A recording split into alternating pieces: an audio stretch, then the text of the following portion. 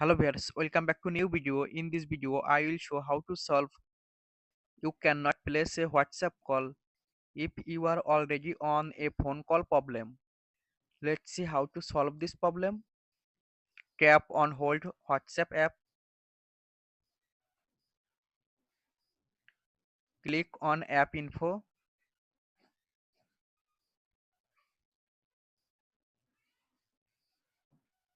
click on force stop, tap on OK, tap on storage and cache, tap on clear cache.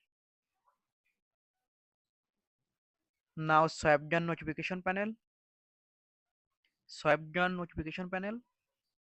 turn on flight mode or aeroplane mode just few seconds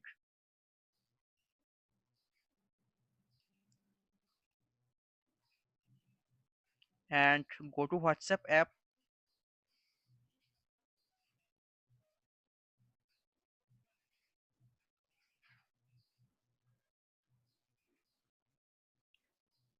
WhatsApp call problem solved. Thanks for watching. Don't forget like and subscribe.